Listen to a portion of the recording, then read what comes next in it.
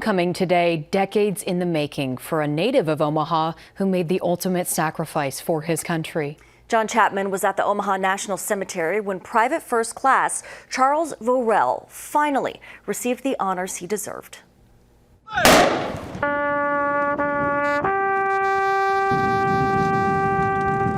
With full military honors, Army Private Charles Vorel Jr. is finally welcomed home. Private Vorel was 19 years old, fighting in the Korean War.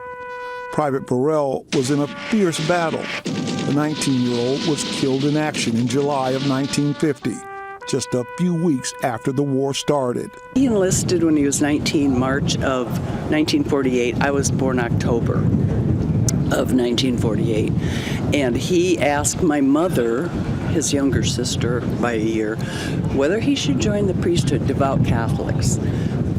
Should I join the priesthood, or he wanted, the Army? And she said, probably the Army. Pam Johnson is Private Vorel's niece.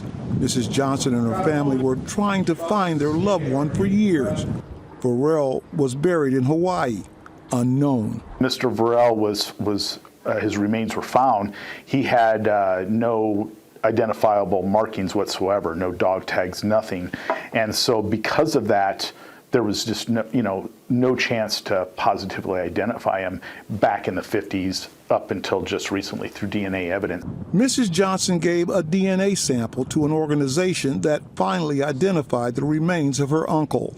In 2019, the organization called the DPAA, which is the Defense of POW MIA Accounting Agency, decided to collect DNA samples from over 652 individuals to try to identify them. And through DNA evidence, they were able to positively ID Mr. Vorel. I thought they would never find him. That's my feeling. Private Vorel is honored for his service. The flag that covered his casket, now a lasting memory for his family. I always have, I always have. Yeah, Uncle Chuck, yep. The years of searching, the testing, all for this moment. So deserved for a soldier that gave his life for his country.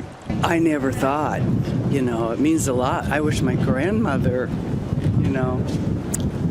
yeah, it means a lot. We're very happy that we can honor him and respect him the way he deserves here at the National Cemetery.